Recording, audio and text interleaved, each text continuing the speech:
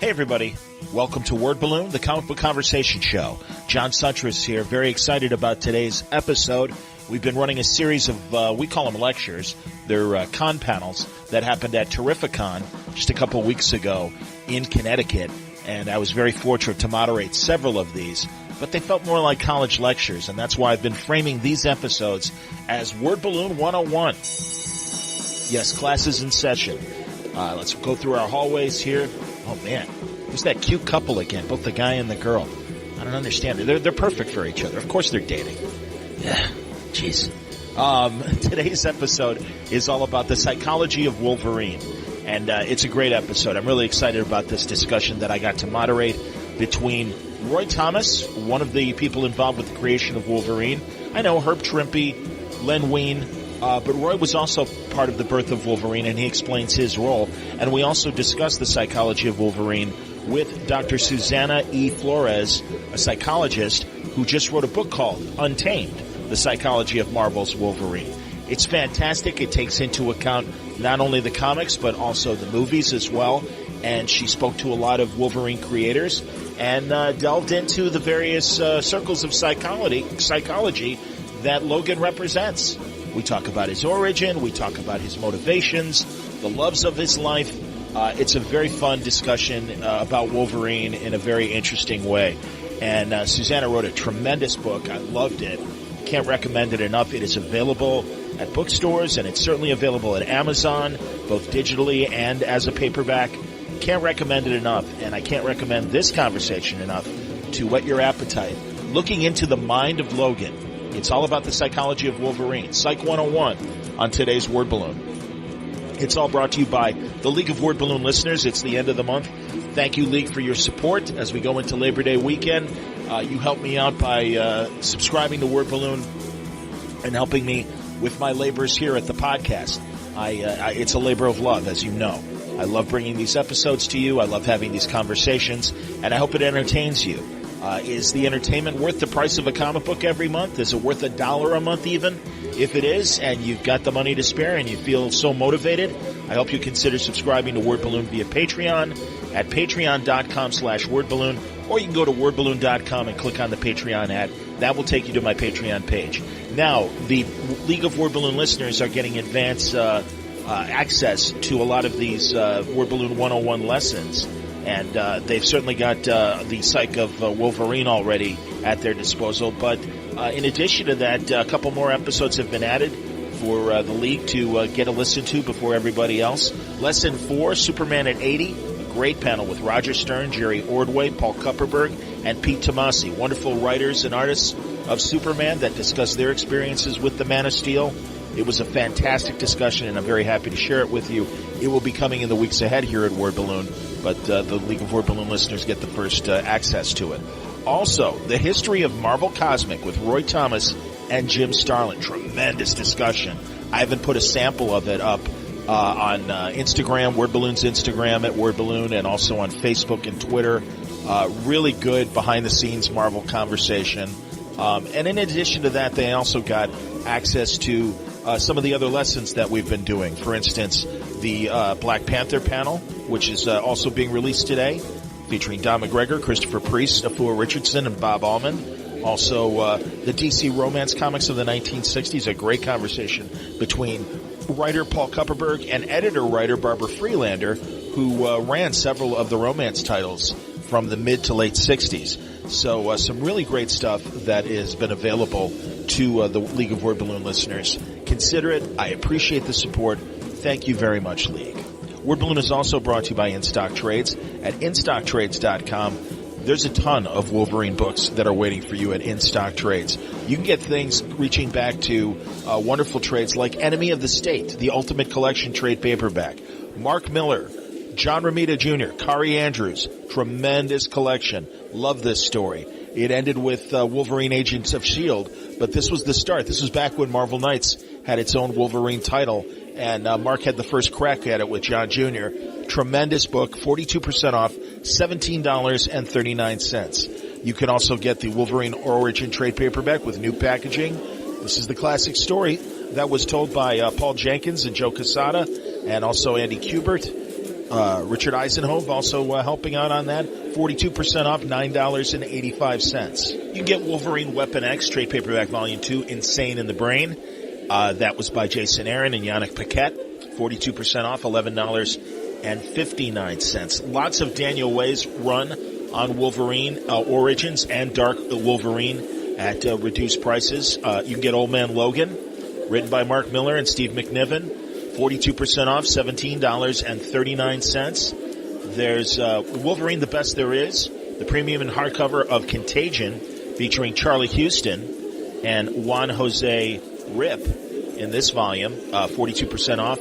That's $14.49. There's just a ton of Wolverine that you'll be able to find. There's Wolverine, The Best There Is, Quarantine, another Charlie Houston collection.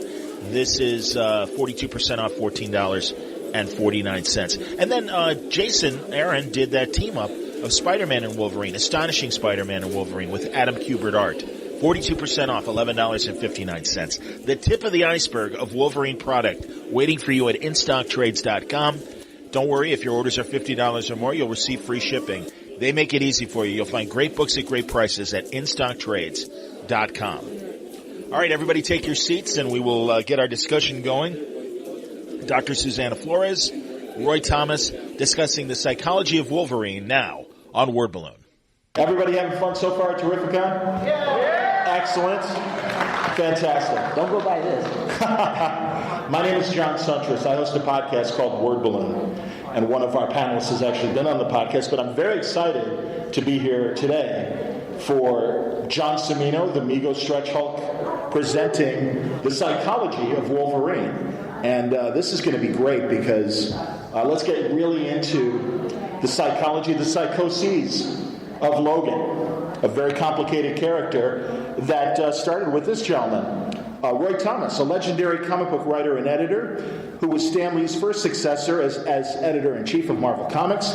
He's known for co-creating some of comics' greatest characters, such as Wolverine, Carol Danvers, Morbius, The Vision, Iron Fist, and Ultron. He introduced the pulp magazine heroes Conan and Red Sonja, along with the sci-fi fantasy Star Wars, to Marvel Comics. How about that? Also, Roy has had lengthy writing stints on Marvel's X-Men and Avengers, and at DC Comics, the All-Star Squadron and Infinity Incorporated, among many other titles, books, and a couple of movies, like Fire and Ice. Big fan. Yeah. Right? You're the guy that saw that, right? I got it on DVD. Come on, man. Yeah. In 2011, he was inducted into the Will Eisner Comic Book Hall of Fame, and currently edits the comic history magazine that I get every time there's a new issue, Alter Ego, and also works with Stan Lee on the Spider-Man newspaper strip. Mr. Roy Thomas, ladies and gentlemen. And also joining us, and forgive me, psychiatrist or psychologist? Psychologist. Psychologist, thank you. I know there's a distinction. Yeah, if I could prescribe medications, I'd be way more popular. We'll have to talk about it. All right, that's good to know. Who wrote The Psychology of Wolverine? Dr. Suzana Flores. So, Dr. Flores. So this is, man, I think you picked a pretty complex character, to write a book about, Suzana. So tell me about what intrigued you about writing a book about Wolverine. Well, to be very forthcoming, I was not raised a geek. I recently became one, and I'm in. Now that I'm in. Cool. It occurred a few years ago during a time when I was sexually assaulted. And I'm just putting it out there because it's an important topic to talk about. And, a lot of people assume that psychologists, that, we don't experience the same level of trauma as other people just because we understand human behavior. And I'm here as witness to tell you that it's absolutely not the case. During that time, it was very difficult for several reasons, not just the trauma, but also the judgment from society, and I experienced firsthand how people love to blame the victim. And I just felt numb. I think that was the worst part, is the numbing. Because before then, I was like Southside of Chicago girl. I was, tough, opinionated, in your face if I needed to be, and I lost myself completely. And then I ran across a panel of Wolverine from the Dark Phoenix saga, where the Hellfire Club. And he's in the gutter, and he's covered in dung, and he beaten in battle.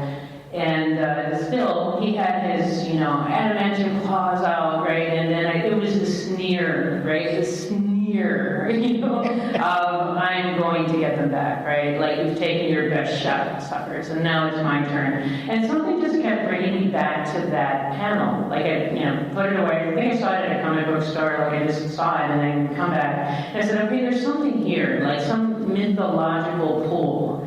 Or something, because obviously I don't believe in coincidences in terms of inspiration. So I looked at okay, who is this guy? And of course we know some things with the movies or so, but I was not that familiar with the character.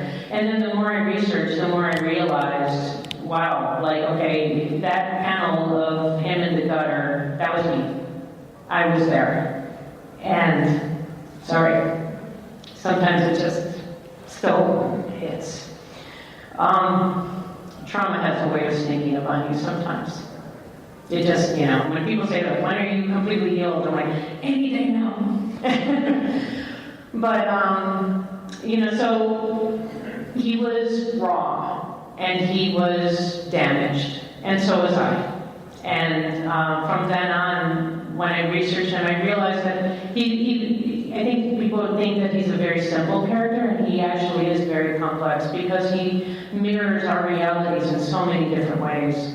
And in this case, for me, he represented the need that I had to get angry. Like, not just a little angry, pissed off. Like, mutant pissed. Yeah. Okay, and I went off on whoever I needed to go off on. And it was a matter of me proclaiming my truth, and I needed to fight back. And I was not going to win a legal battle, and I didn't care. It was a matter of I am going to make this as painful as I can or prolong it because I am proclaiming my truth.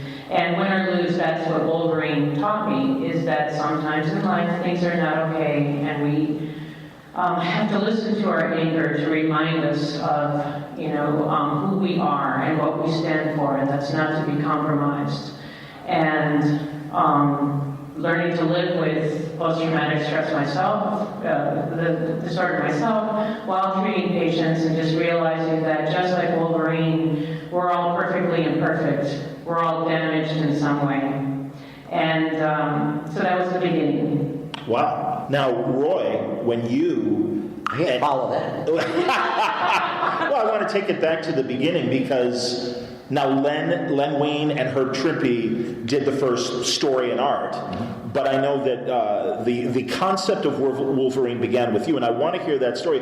But when you hear that, because so much has been built from the foundation of where the character started, were you thinking about a psychologically damaged character when you were conceiving Wolverine?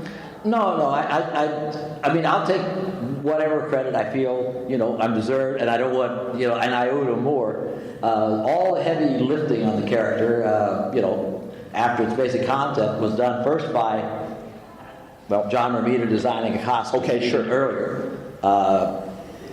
Len is the writer that I asked to do it because he had the Hulk roaming around. I thought it would be easy for him to get up to Canada and to do a story there, which he did very quickly. And of course, then Herb Trimpe is the artist who actually had to take that one drawing or so of Wolverine and make it. He just later on, other people added. Dave Cochran brought in like a face because John Romita didn't design a face on him, and Cochran used the face of another character who I guess had been called the Wolverine that he had showed me before. Had no connection with the thing I did. It was some character he had made up for DC. For the Legion of Superheroes, is that correct? Yeah, it meant nothing to me because, I knew what a Wolverine was since I was like 5, I was always interested in animals. And also I had thought about it.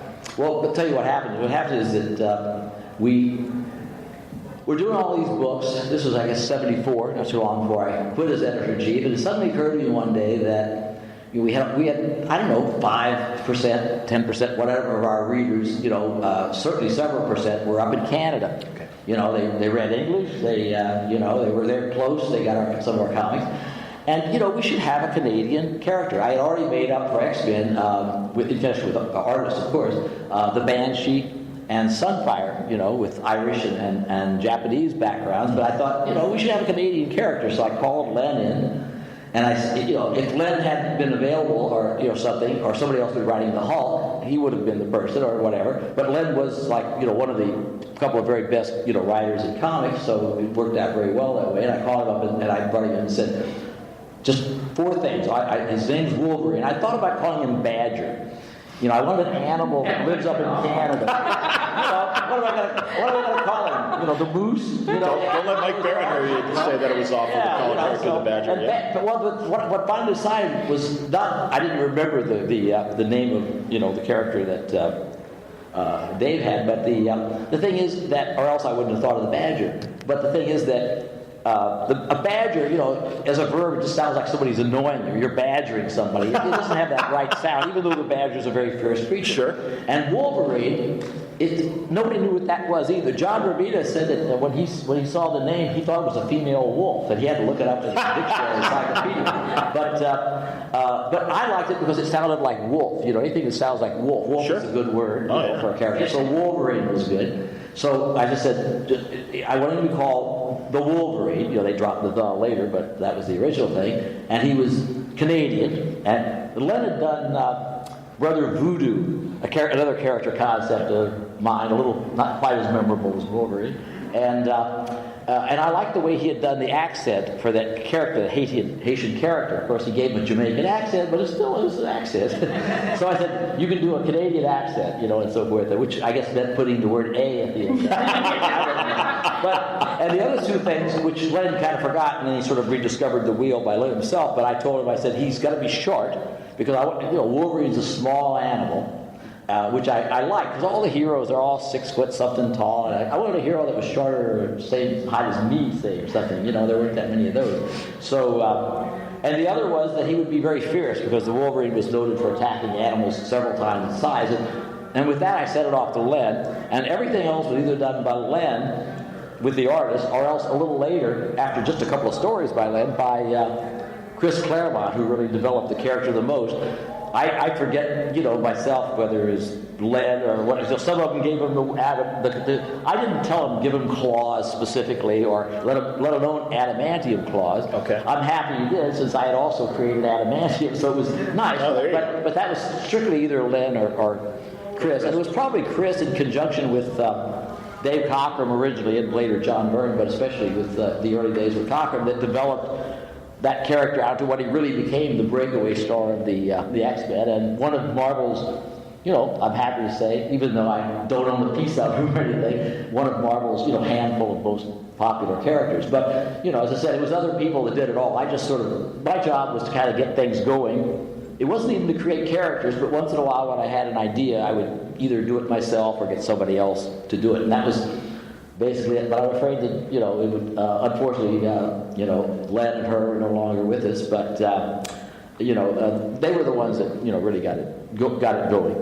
It is interesting that, as you say, it started from a Dave Cockrum drawing for the Legion of Superheroes. So there is Timberwolf, who's very similar to Wolverine, but doesn't hold a candle. I don't think it started from that drawing at all. Oh, but I just think he did it first. I see. And I saw it, but I saw about 10 characters. Okay. And as I said, when I started from the thing, I started to think of just animals, and I thought of Wolverine and Badger and Moose and maybe a couple other animals. But what Dave did later was, when Wolverine takes off his mask, sort of, he gave him the head, I think, that he had for the civilian version of Wolverine. But of course, that had nothing to do with his creation, because he didn't have that. But that's the thing, you start creating things. Some characters have one creator. Bill Everett created the Submariner. Nobody else. Probably Carl Burgess created Human Torch. Yep. I sort of say Bob Kane and Batman, but that isn't true. But anyway, or Dr. Bolton and Wonder Woman, that's not true.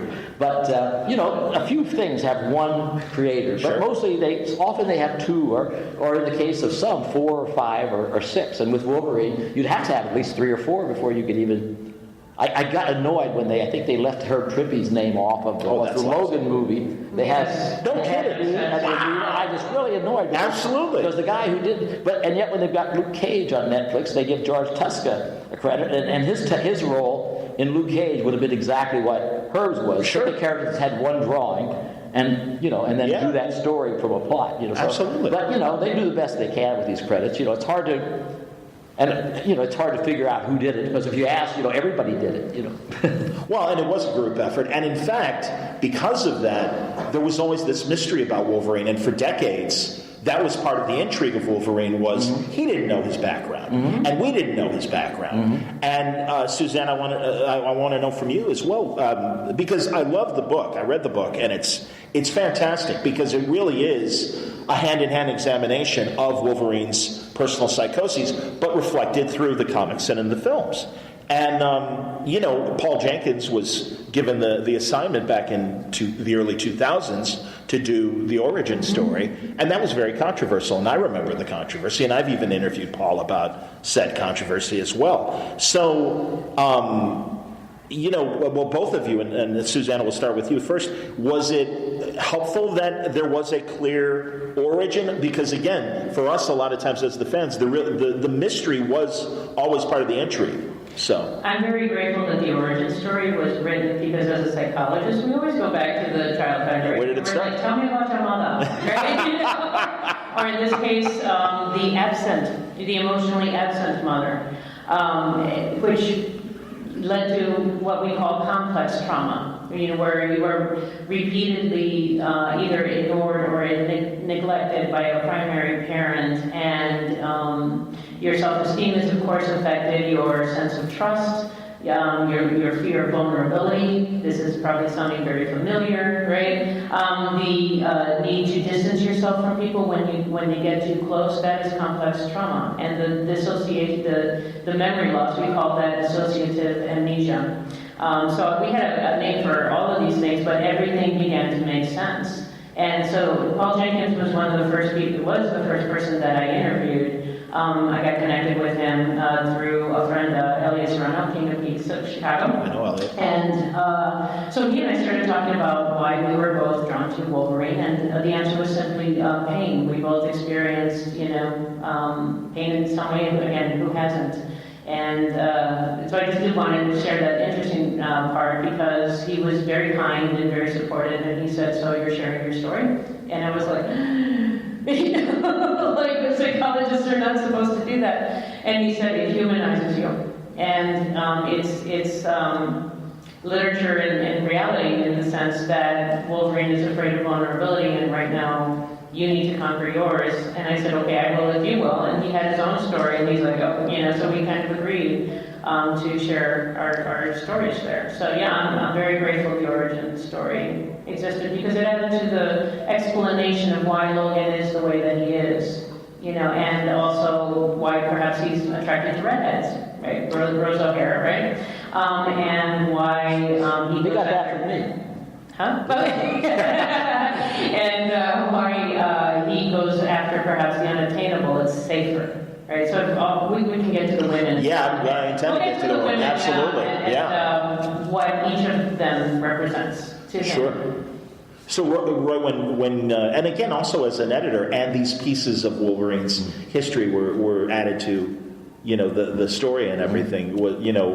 Was it great that he was a man of mystery? Was it great when they finally decided to... Well, you have to remember, by the time the Wolverine comic came out, and then 6 months, a year later, the giant-size X-Men, which was like his next... So Miller and Claremont. Right, okay. Yeah, I had left being editor-in-chief, and although I almost came back, I ended up not. So basically, that was really, out of my hands. Okay. I paid... I read a bunch of X-Men back in about 1983 or so when my then writing partner in movies, Jerry Conway, and I were writing an X-Men movie script for Orion that never got made, and the people that were doing it, they wanted to change it in ways that I didn't think were right, but they were smart enough to keep Wolverine in it anyway. So that at that time I went back and was reading the material that had been drawn by Cockrum and the early Byrne, and I read that and so forth, and I found they had really done some nice things with that character, and it's interesting to see. Of course, then I would see that somebody was doing something weird, like Frank Miller with his taking him to Japan, yes, and all that. Yes. It became the base of the second of the Wolverine movies and so forth. Indeed. But it was interesting that you got a good character, I guess, that we all made up together out of pieces. When it's open to that kind of interpretation, because all these characters, I guess Batman may be the supreme example, they're all like Rorschach tests or blots. Eventually you get enough writers and enough artists, and everybody wants to have his own interpretation. And if the editors allow that, encourage it, and the audience encourages it, as they have in recent years, sometimes it gets a little weird. Like, I think it's like there are at least 15 or 20 Batmans now that would not even recognize each other in the same room, I sometimes think. Wolverine, I think, is, and this is the approach I prefer, I think is always Wolverine. And there's been a respect for what the character was, and it's built up. But thank heaven they haven't yet yielded, as far as I know, to the temptation. The usual temptation is for the egotistic creator to come in and say, everything you know about character X is wrong, but I'm here to tell you what it really is like. When you do that, you're in the presence of an egotistical idiot who will not be telling you the definitive anything, but he may still do some good work. I love also, and we will get into the women, but as far as the Howlett family, Sabretooth's role in Wolverine's formation of his character, and the mind tricks that Sabretooth over the years has been playing with Wolverine. I'm your father, I'm your brother. A lot of gaslighting. Very, very, and now I'm blanking, Chinatown, if you will. I just saw the movie, so I'll let her comment. I think in terms of that formation, a lot of it had to do with Paul Jenkins and his brother. And interesting. So, that's a little preview, right? And so we started talking about the nature versus nurture argument. How could two brothers that grew up in a relatively, similar household end up so different? And again, I don't want to divulge too much, but he just remembered that his family struggled financially, and they were always at the bottom of the hill. And so he switched certain genders, like his, the grandfather, the surly grandfather was actually his grandmother, and other things. But it talked about feeling like an outcast and feeling like a reject and feeling like you have to prove yourself. And the psychological toll it took on two brothers and how they ended up in different places. And so that's when I told him, Paul, you have to let me share this. You must let me share this. That's excellent. You have to. And I'm glad he did. That's excellent. This can be a group therapy session, so if you would like to chime in with questions as we're discussing, I'm happy to open it to the floor as well, or the three of us can talk. So seriously, consider that as we move on. But also, all right. So we mentioned briefly Logan's women. Yes. The women that fascinate Logan, the women, both the attainable and the unattainable. Yes. And that, again, great part of your book is you kind of go down from Rose to Jean and Yuriko, as I always get her name wrong. Is it Mariko? Mariko is, I keep confusing her with the other Japanese character. Yuriko. Yuriko and everything. But, so talk about the loves of Logan. Okay, the many loves of Logan. So I talk about triangulated love, and not to be confused with love triangle. So it talks about like how you need, like love, trust and commitment and sex, of course, right? And so, I had to do an analysis of what each character meant. And I knew I was going down a dangerous road, right? Because, it was like, okay, picking who is the love of his life. Is it Jean or is it Mariko? And I make an argument that, in many ways, Jean represents his strength. She's a fellow mutant. The most, arguably, one of the most powerful mutants. Mm-hmm. And so I think she represents his strength and his mutation, but I think Mariko represents his vulnerability and his willingness to experience that in order to better himself. Like, she makes him want to be a better man. And so there's a difference between infatuated love. Right, I'm not, in my book, I don't say like he doesn't love her. He loves her. He loves Jean, yes. But it's an infatuation. It's a love that has not come to fruition. And you do wonder, like, if these two actually did hook up, right, would they last? And I think Jean is a very, rational, reasonable person. That's why she chooses Scott. Because Logan is not a safe bet. He's either going to hurt you, or he's going to stab you in the bedroom accidentally. And so, he's a little bit of a liability. Sure. And she understands. Foreplay is fine. That's fine. Yeah, that's fine. If it's a short-term thing, no problem, right? And I think there's always been chemistry between them. There's always been that connection. But I think she makes a decision based on her head instead of her heart. And so yeah, she's very near and dear. And in terms of the movies, you could see that he was just never the same after that Jean character died. And so, but I think that he finds new life through Margot. Roy, I'm glad you mentioned the movies because, as you say, when the character was originally created, he was meant to be this small, little, unattractive guy. And he didn't have to be unattractive. He just had to be mean. But, all right, small, mean guy. There you go. Yeah. And I know you're a pulp guy. More of a Monk Mayfair than a Doc Savage. And I think a little of me had in mind a favorite character. He was a minor character at DC, but a character I always loved as a kid, probably because I was small. The Atom. Sure. Of the Justice Society, who later did become atomic powered. He was always a tough, mean kind of guy. He wore this kind of these leather pants, brown leather pants. It was like a girdle almost, and he didn't have any power, but he was a mean little guy. Trained by a boxing trainer and everything. There was and so forth, and of course I didn't really know that when I was growing up. He just appealed because he was small and strong, and everything. And the other favorite character of mine.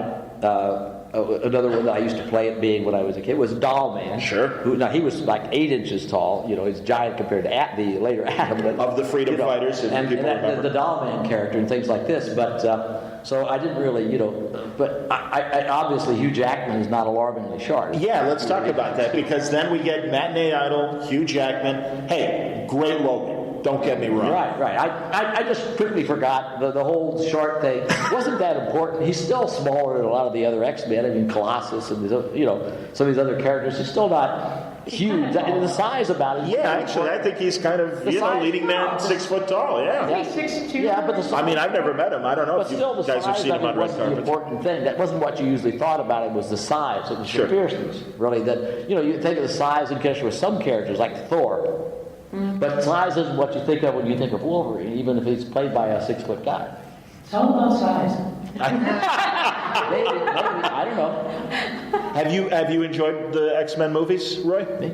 Yeah, mostly. Apocalypse to me was like too much like a cartoon villain on a Saturday morning cartoon. A little disappointing. But I do generally like the movies. They're so complex sometimes. It's not if you're not a regular reader of the books, it's a little hard to follow. And then of course it's going to veer off in its own direction. But I'm not going to quibble with what was the real first Marvel superhero success and so forth, and the fact they've made a number of the movies, or with what Len, Chris, and the other guys did with it in the comics and so forth. It's an amazing accomplishment, and even after the larger part of 2 decades, it's still a going concern, and now leading to to more things in the future. So I think it's great. I'm disappointed that we won't see Hugh Jackman's Logan interact with the Marvel Cinematic Universe, because that's a great opportunity. I can appreciate him feeling like, all right, it's time to go. Yeah. But Suzana, what do you think of? Because again, I'm glad that you explore both the comics and the films. Well, as I got into this world and started the research, and then the first thought that occurred to me was like, I have like 40 years of research. And I'm like, what did I do? And of course, I knew the movies first, but I experienced what a lot of X-Men fans experience when they first see the movies. I'm like, wait, that's not right, and that's certainly not right. My husband's like, stop. It's not right. Like, it's incorrect, or so.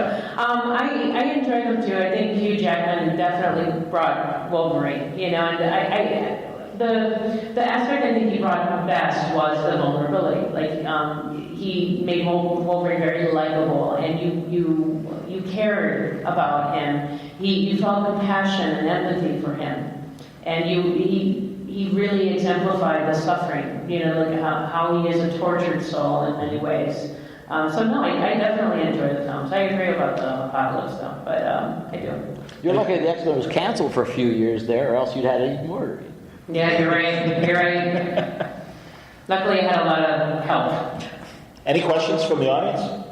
Or we can continue, sir? How do you feel about Logan as a bookend to that portrayal of the character? Yeah, I'd like to hear. The continuation of that common theme of anyone who really gets close to him and anyone he loves comes to a bad end. I thought the movie was superb.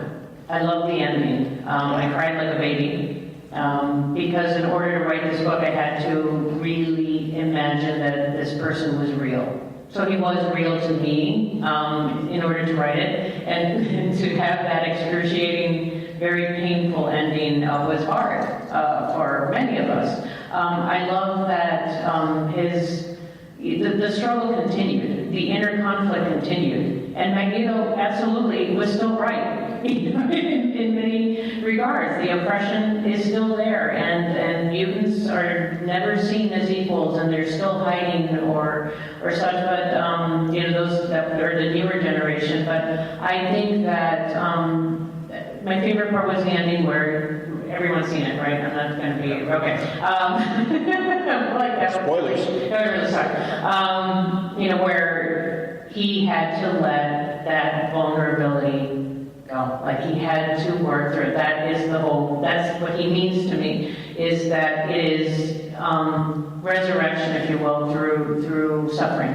It is healing through suffering. And at that moment, he saw Laura, and he left her that legacy of don't become what they made you. And also, he dies on his back covered in blood with his heart in his hand. Which is very close to, it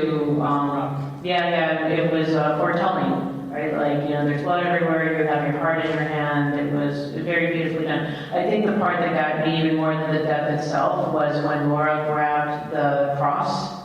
And she, okay, choked up now. She turned it over to an X, because he was the last X-Men. Yep. And at that point in the theater, I'm like, it's enough, right? But it was true. He was. And that was more appropriate for him. I think the movie did it justice. I think that it, this long road that Hugh Jackman had, he ended it beautifully. Very beautifully. What'd you think of the X-Men or the Wolverine movies, Roy? I liked all the movies. The last one was definitely probably the high point. I probably don't quite remember it as well, maybe because as I saw it just as another movie, I enjoyed it. I was eating my popcorn, sitting there. I always go to theaters like I go on some like a Monday afternoon. I'm like it's almost like a private screening usually, even though it's a popular movie. I enjoyed it tremendously. I thought it was it was the first R-rated. Yeah, Dark Knight of the Marvel movies. Of the Marvel movies, definitely. Yeah. And you're right. Technically, Deadpool, but Fox, exactly. Yeah. Exactly. But I thought that. So I like that. I guess they both are Fox, right? I probably just didn't don't remember it quite as well. And Okay. I saw it. And I've seen a lot of the movies since, but. I intend to, watch it again one of these days. I just haven't got around to it. But it was an excellent movie. Stan always said that, Stan Lee always leaned on the fact that, mutants were substitutions for minorities and some of the problems and stuff. Was that evident in the 60s and 70s? Nah. Yeah, honestly, Roy, and I appreciate you saying that because, truthfully, I'm glad that it grew into that. I'll tell you the thing, too. I think it was there from the beginning. But I doubt if, Stan and Jack, because they both worked on the plot, so I doubt if they really ever consciously thought, except, of course, it's the human condition, so you're naturally, when you start building a character and you're trying to get human emotions, it's going to come out, and whether they actually physically thought, they did sort of think about the outsider. Now, I don't think that they were necessarily thinking of, like the civil rights connections per se, or something real close, but again, it was still, things were in the air. If they had created it 2 or 3 years later, probably they would have been more so. But, it's still something that they were aware of. And the whole idea of the outsider has been endemic to a lot of superheroes, from Submariner and after Batman on. And so they just took it and did it. I don't think that was Stan's main motivation. But once he did his version of it, and once Jack started drawing and adding to the plot, and they all put it together, it was there from the start, and it had to be there in the start because already, just about 3 or 4 years in, when Stan was finished the run, they had become conscious enough that they did the Sentinels storyline, which, as far as I'm concerned, is almost the only really, really good X-Men stuff. I mean, I like the whole series, but the only thing that really to me stands out as really exceptional storyline in the entire series is that Stan and Jack did before they turned it over to lesser lights like me. And believe me, it kind of plunged as far as I'm concerned, because we didn't have the initial inspiration, was the Sentinel storyline, because by that time he had realized that it was about bigotry and things of sort, and it was it was made very, very clear in that story, and so which means that it was kind of partly there, and on the one hand, by then he'd sort of consciously recognized it and decided to really play with it, and they really did it with a bang. That's cool. Suzana, what did you, and not to put you on the spot, given that he's right next to you, but have you read Roy's run on X-Men, Roy and Neil? Roy and Neil Adams, Roy Thomas and Neil Adams. It doesn't have Wolverine. I have to read it. They do not have Wolverine, actually. Yeah, I don't think I have. Okay. Well, when I started out, it was just kind of imitating Stan and Jack, except without Jack. Mm-hmm. And that makes a difference, Sure. And but it was still okay, but I don't think I was too inspired, nor were the couple of people who did it after me. The lucky thing that happened was that Stan asked me the sales were, they were kind of soft, and so he eventually asked me to come back. I guess they'd been a little better under me. And just one issue after I brought it back, Neil Adams walked in the door and said he'd like to do some, awful, some book that wasn't selling. And so I said, well, we got X-Men. Can you imagine? It is. And Neil and I had, although he doesn't remember, we had met, a couple times previously, but at least once. But, I was, I'd seen his work, really liked it. We got on like a house fire and things, and, I would sort of just give him a little direction and, let him do whatever he wanted to do. I had some ideas, he had more, and he would just do whatever he wanted to do, and we'd sort of tie it together, go out to lunch. By the end of the lunch, we had some kind of story, and I think those issues, I'm not going to apologize for those were good issues. Yeah. And for both of us. Truly. And I think they were rather influential on what happened later that Chris and the other people were doing, and so forth, in that sense. But, if we'd done Wolverine, maybe we'd have done okay by it, but we never had a shot at it. Ed Piskor, everyone aware of X-Men Grand Design that Ed Piskor is doing? Ed Piskor, great indie underground comic book artist who has been doing Hip Hop Family Tree, the history of hip hop music through comic books. He's been doing Grand Design, which really distills the X-Men story in very... it's just a few volumes, but it really is the highlights. And it's funny when you mention the Sentinels. I mean, it's things like that Ed really focuses on. But I want to get back to Logan and also more of your questions. Are there other questions about Sir in the front? Kind of a twofold question. I'm not sure how recent in your research for the book you went, but there's the Old Man Logan book going on, and of course the Return of Wolverine, where he magically escaped adamantium. Did you go into that at all with your research? What are your thoughts on the Old Man Logan storyline? And now apparently he's going back and they're going to kill him with that and that sort of thing. Well, a funny thing about... that sort of trauma feeling. Here's a funny story about Wolverine coming back. So the book was complete, and one of my friends called me and said, "You have to read." And I was like, "What?" And he's like, "Don't turn it in until you read it." So I was like, "Okay." So then here I am, and I get to the end, I was like, "Crap!" Because I had to add another section to it, because sure enough, and the first thought that occurred to me is like, you can't toy with my emotions like this. Like we had completion, I had mourning, I went through the grief stages, and now you're doing this to me, and then I'm glad he's back. Acceptance, and then my world gets turned upside down. I did address the Old Man Logan, which was, of course, the inspiration for the Logan movie in itself, right? It gives like a Western feel, a grittiness, and here's someone who has, I am never going to unsheathe my claws again because, of the damage that he did, which was different than the Logan movie. Absolutely, yeah. I'll be fair and honest to say, I think that the Xavier being responsible for the massacre makes more sense to me, because he has the power to do that. Like, the other X-Men were pretty powerful too. I don't know if they could, if Wolverine could wipe them all out, Understood. But, just that notion of guilt and shame, that lives within this, character. And, I remember a conversation with John Romita Jr., where he talked about, his rage, and it occurred after 9/11.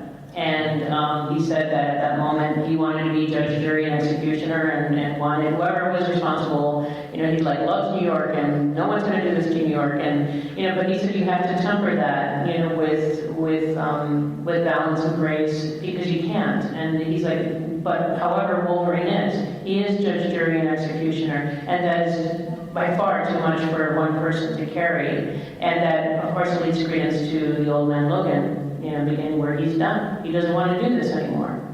I also like how, beyond the Mark Miller's miniseries, what they've done with Old Man Logan in the more recent years, and that they are wrapping that up to allow modern-day Wolverine to come back and everything. But I really enjoyed his role in the 616, and again, like you said, carrying that guilt and seeing an alternate universe where the damage hasn't happened yet, but it's almost like knowing that it could happen, and that kind of responsibility. And I understand why it's necessary to go back to modern Wolverine, and I'm all for it, but I have to say, I really did enjoy exploring Old Man Logan beyond Miller's. So you think they'll leave him in the comics? Then you think Marvel's I think Old Man Logan will wrap up. Yeah, wrap up. Yeah. But so they're not going to let Wolverine go the way of Hugh Jackman. Probably. Well, they might, as far as however they get rid of him. I don't know. What I meant is maybe no more be in the young comics the same way that maybe there won't be another Wolverine in the movies. But I think Marvel will kind of hang on to him. You know that. Yeah. Come on, right? They can't get rid of the original. Come on, it's being facetious. But you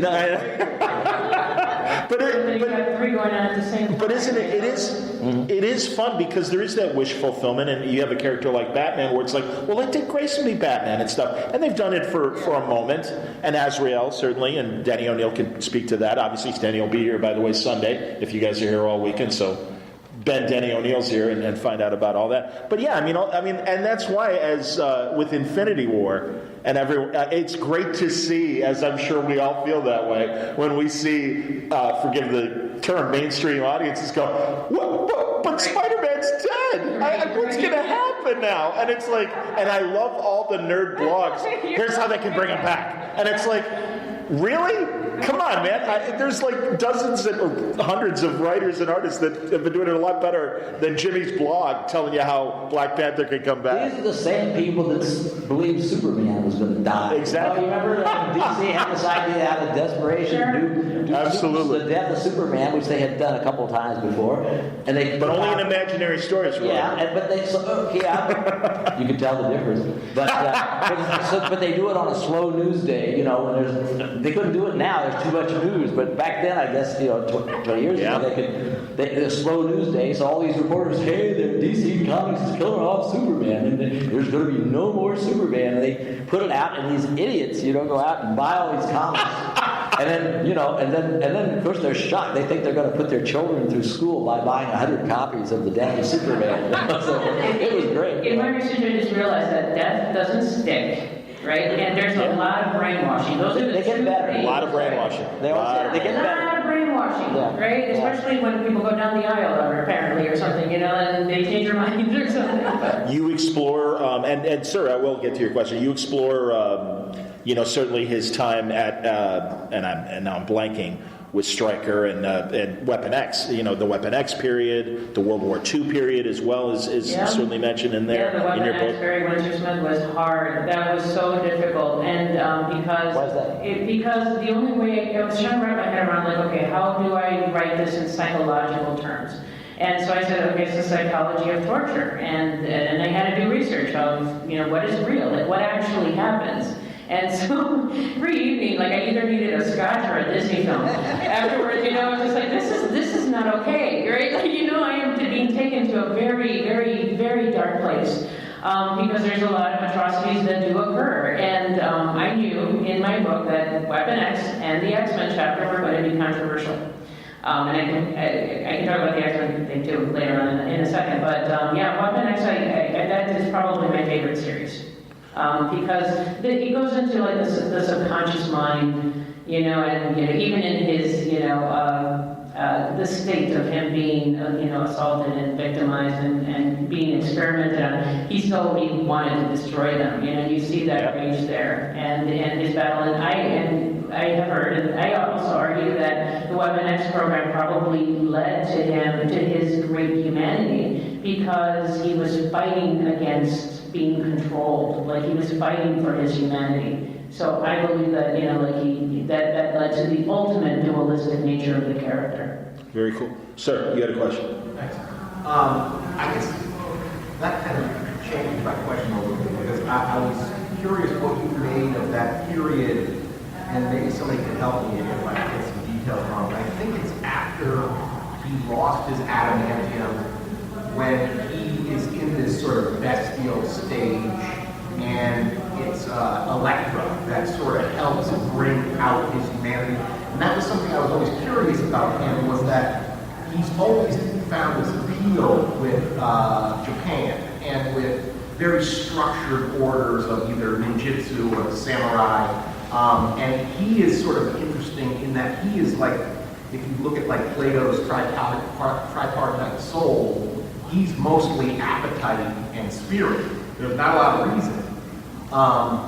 And I guess, what is his appeal? Is it the structure of those kind of codes of Japan? What is the appeal there for him? I can answer them. Yeah, I'd like to hear both of you answer that. I think it's the honor that he strives for. It's the code of honor and loyalty and discipline. In my book, I also talked about his enemies, and I listed Cyclops as one of them, only because, it's interesting, right? But I listed him as one because I think that he is envious of the discipline that Cyclops has, and that he perhaps may never acquire on some level. And so perhaps, maybe the Buddhist nature of, like balance or peace or so. So that's what I think. What do you think? What she said. Well, I think there is something to the structure. Well, being able to channel the rage, and the way that a great samurai warrior can go berserker when he needs to, but also, keep it tight when he needs to as well. I wondered also, both of you, and I don't know, Roy, if you've read Greg Rucka's Wolverine run. And Suzana, I don't know if you've read his run either. I'm sorry. Okay, because I thought he had a more introspective Logan, which kind of turned off some fans, but I found interesting and stuff. Give me the time call there, Pat. My glasses went up. 10 minutes. 10 minutes. Honestly, that's like right at 6, and we want to give people a chance to come in and see the Fonz. So I'm going to say 5 minutes, actually, if that's okay, because you want to give people a chance to come in and. What's the Fonz? The Fonz, Henry Winkler. Fonz. Yeah, exactly. We're the opening act for Henry Winkler and everything. Yeah. So, well, and also the romance thing kind of ran over because we went right till 5. But anyway, There's a question. Please, another question. John. Yes, John. I have a question. This book sounds very interesting. Where would I go to buy it and purchase it? Oh yeah, we'll get to that. Thank you. It's the title. What's your name? Exactly, John is. It's called Untamed. It's called Untamed, the Psychology of Marvel's Wolverine. We talk about What's your name, kid? Exactly. And it is found at Amazon or Barnes & Noble or any bookstore. Damn straight. I had to fight for this title. We were having this conversation because, and you could answer this question better, but my understanding is that there's a derivative of the Greek language that, it means like adamantium, and it's, so it's derivative of adamantium. Or adamantium is untamed, or it's like strength or untamed. And so I had to explain that. Wow. Well, adamantium means like, we are unbreakable. Unbreakable. Because the thing is, like I said before, maybe I'll just mention where the name came from, since adamantium is such an important part of Wolverine. You probably you have it in the book. Absolutely. Right. Because you may have asked about it. But the thing is that back when I was doing Avengers with Barry Smith was drawing a couple of issues that it was the second Ultron storyline, Ultron 6, of an infinite number collective all. And and I wanted to get a metal that would be the most hardest metal you could possibly ever have. Anything else could only be, break up against it. And I needed a name. And I, couldn't think. I'm not that good at names. I never liked the names I made up. I could choose a good one like Wolverine, but I wasn't that good at inventing names as Stan, Jack, and some other people are. But I remembered that I had been back in the early '60s when I have it on my shelf at home. I had a particular English language translation of Aeschylus's Greek tragedy, Prometheus Bound. Oh, sure. And on the very first page or so, there's also a couple of characters like Kratos and Via, Force and Might. I made them characters of the Avengers later too. And there's a line in there that Prometheus is brought up to be, so he can be chained up here, and his gizzard will be out eaten every day. They'll grow back, and then they'll get it the next day. And there's talk about that he's bound in adamantine chains. Now I heard the word adamant, but adamantine, I hadn't seen that word before 62 or whatever I saw it. So suddenly it just came to me, adamantine, and from that it just became adamantium. And my greatest sorrow now is that they can't use that in the Marvel Studios movies because it's kind of controlled, it's stuck in the X-Men universe because it's funny. Well, because this is the one thing I did better than Stan and Jack. I think adamantium was a better metal name than vibranium, but they're both okay. No, absolutely. But I'm pretty biased about the rest, but adamantium I accidentally stumbled into something kind of nice there. Well, in case the merger it doesn't go through, I imagine eventually we will be using adamantium. Yeah, then they'll have a vibranium or something. Well, you have to. Yeah, well, you've got to test the metal against metal. Absolutely, come on. Foregone conclusion. Absolutely. Other questions? We've got about 2 minutes left, sir. Unrelated question to psychology. Since you did so much research into Wolverine, do you like any of the other characters involved with him? Like, what's your next favorite? Stay tuned. Is there? There's another book. Atta girl. That's awesome. I'll tell you. No,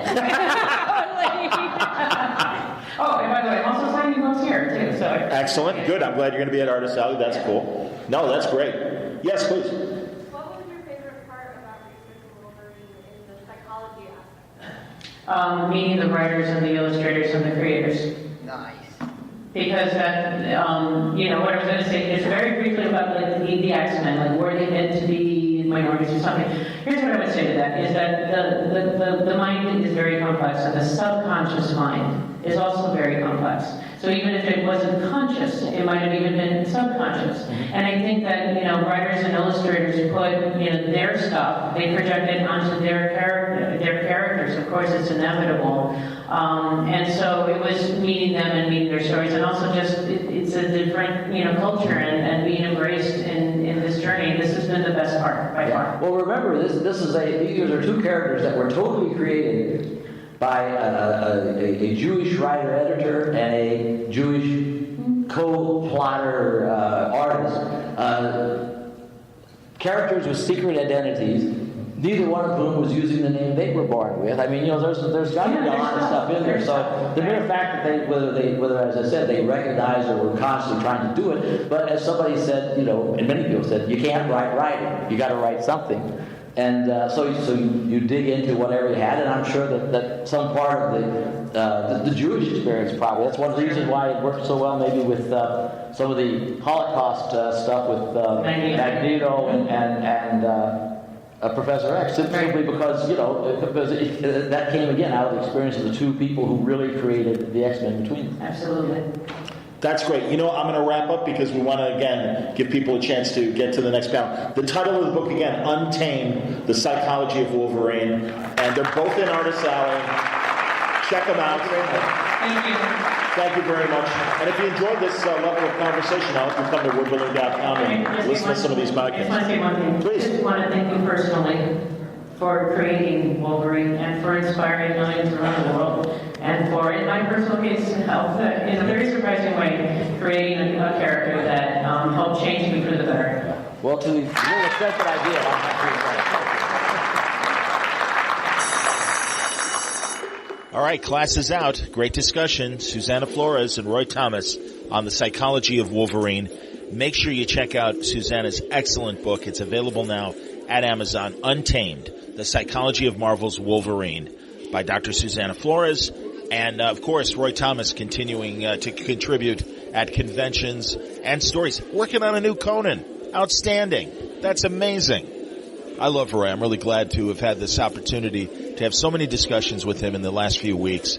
And John Cimino, our buddy, Stretchy Hulk guy, as Art Baltazar calls him, responsible for Roy's appearance at Terrificon and making him available to Word Balloon. So we thank John for his involvement as well. I hope you enjoyed today's Wolverine discussion here on Word Balloon. It was brought to you again by the League of Word Balloon listeners. Again, thank you, League, for your support. If you'd like to subscribe to Word Balloon, it's free. It will always be free, but you're helping the cause by helping me out via Patreon. You can go to patreon.com/wordballoon. You're helping me get to conventions. You're helping me keep the equipment going and making these conversations possible. So thank you for your support, League of Word Balloon listeners. Word Balloon is also brought to you by InStock Trades. At InStockTrades.com, there are a lot of great books with Wolverine at InStockTrades.com. I'm leaning on some of my favorite writers like Jason Aaron and Wolverine's Revenge Trade Paperback. This is a great collection. It's 42% off, $9.85. There is a lot of Daniel Way's Dark Wolverine run and Wolverine Origins run as well that are available at 42% off for each volume of that. There's a great team-up of Wolverine and Black Cat Claws. This is a collection that was written by Jimmy Palmiotti and Justin Gray. It was drawn by Joseph Michael Linzer, a great creative team. 42% off, $8.69. What else have we got here for Wolverine? Really great stuff here, I'm telling you. Just pages and pages of these books available at InStockTrades.com.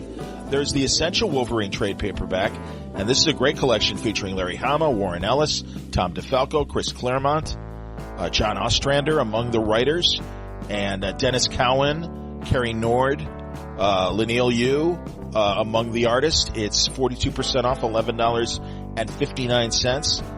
There's a Rob Williams run on Dokken, Dark Wolverine, of course, Wolverine's son.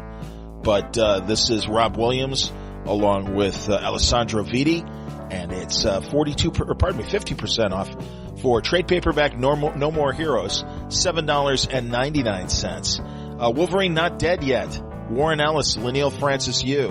That story is 42% off, $7.49. Jeff Loeb and Simone Bianchi did Wolverine Sabretooth Reborn, the premium hardcover, 42% off, $14.49. So lots of Wolverine, lots of different writers have touched him and added to the mythology behind Wolverine. You can get tons of volumes at great prices at InStockTrades.com. Thanks for listening. More Wolverine, more Word Balloon 101 coming up. This weekend we also have the Black Panther panel featuring Don McGregor, Christopher Priest, Afua Richardson, and Bob Almond. A tremendous conversation about Black Panther, the history of Wakanda, what all of these creators have added to the mythology of the Black Panther. And that's going to be our other Labor Day weekend volume of Word Balloon 101. I hope this stuff makes your travels on your Labor Day weekend that much easier. If you're chilling at the beach, catching some rays this weekend at your favorite barbecue, heading there and stuff, good conversation to keep you company. More coming into September, starting next week here at Word Balloon. Can't wait to share with you more great Terrificon panels and also new interviews as well. It was a great week. If you didn't notice, we also had Bill Morrison talking about Yellow Submarine, Bongo Comics, Simpsons Comics, his work on The Simpsons, Futurama, and even the new Disenchantment, the new Matt Groening series that is available at Netflix. All talking to Bill Morrison, his involvement with Mad Magazine. Tremendous conversation. And also a look at the DC romance comics of the 1960s, but also really talking a lot about the editorial side of DC during the Silver Age. Barbara Freelander, who was a writer, associate editor, and editor. She worked on the romance titles. She worked on Swing with Scooter. And it was a great conversation with Paul Kupperberg. And really told you about the inner workings, the Mad Men era, if you will, of the 1960s of DC Comics. Really great conversation. 2 other Word Balloons that came out this week. I hope you check them out. Until next time, Word Balloon is a copyright feature of Shaky Productions. Copyright 2018. Have a great Labor Day weekend.